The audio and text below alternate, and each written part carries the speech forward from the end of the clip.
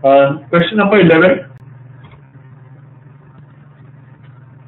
A sum of money amounts to 4624 in 2 years. 4624 in 2 years. 4913 is 2 years at compound interest. What is the sum? So we need to find the principal. So after 2 years, okay, let me say the principal is P. So P into 1 plus R by 100 raised to power 2 is equal to 4624. And P into 1 plus R by 100 raised to power 3 is equal to 4913. Now this question effectively we need to remember, at the end of 2 years we have got 4624. At the end of 3 years the amount is equal to 82 after 2 years, 83 after 3 years. So what is the difference between the two? The difference between the two is the interest which you have received. So if the principal is 4624, then the amount is 4913, or you have received an interest of the difference of the two, which is nothing but 289. So you have received an interest of 289 on 4624. This 4624 became 4913 at a certain rate of interest. What is the rate of interest? It will be 289 upon.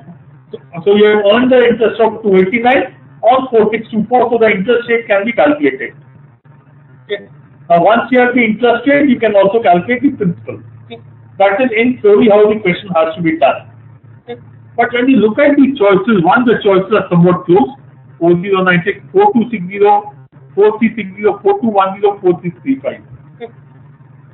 Okay. And second, it will involve compounding. Or you have to say principal is nothing but, so even if you find this, if you find the rate of interest to be, let's say, okay, what is the rate of interest? Okay, let's look at this. 289 upon 4624. 289 will be, again, 10% is 462, 1% is 46, 6% is 240 plus 36.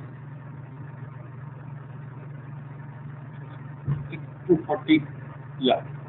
So this is approximately 6%. More than 6%, but 6% approximately we can take it from a calculation perspective. So you will then have to say 4624 is equal to P into 1.06 raised to power 2, and then find the value of P, and so this is not a very comfortable calculation. There is, however, an easier way which you can look at to solve this question.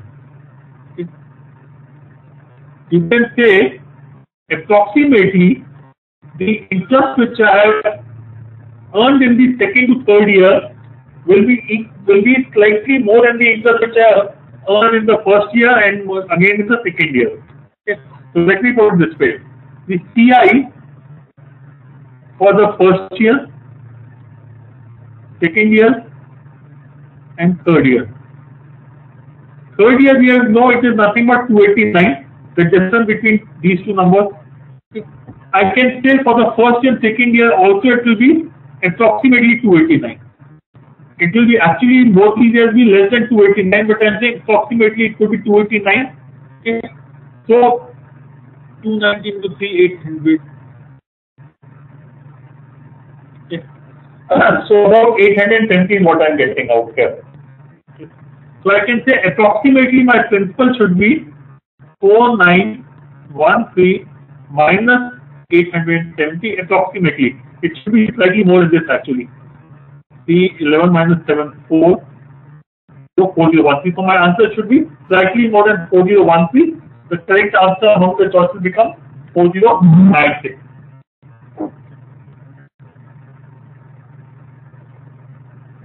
Okay. Okay. So let me repeat this question. I know this is a slightly difficult question, so let me repeat this question again for you.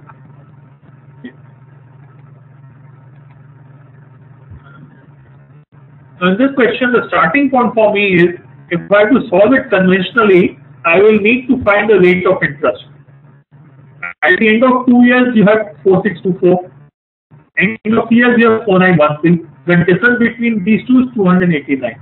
Or in other words, 289 is the interest received on 4624. So the rate of interest is nothing but 289 upon 4624 into 100. Which I am saying I found to be approximately equal to 6%, could be actually 6.2%, but this is what I'm saying. So the rate of interest is 6%. I know the second thing is amount after 2 years is 4624. So 4624 is nothing but simple into 1.06 raised to power 2. This is what you need to do to find the correct answer. But this is not going to be an easy calculation. So I chose to do something which is slightly different. Okay.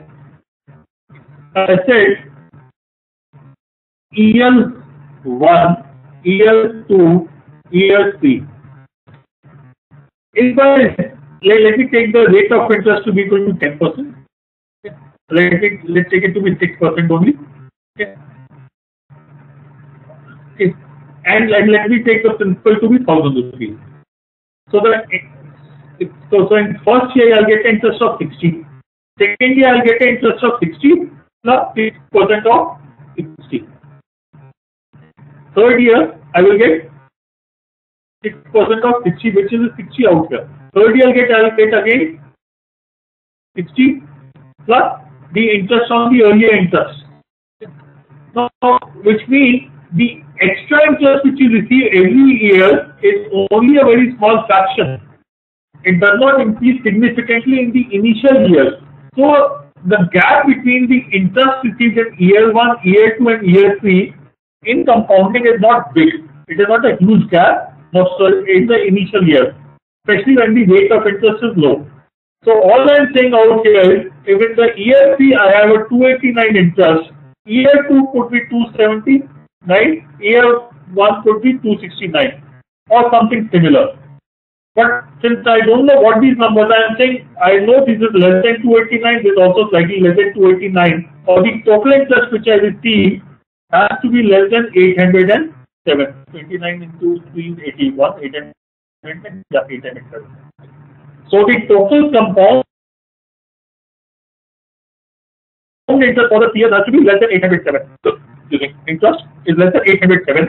This implies principal should be greater than 4913 minus 807, which is nothing but 40 minus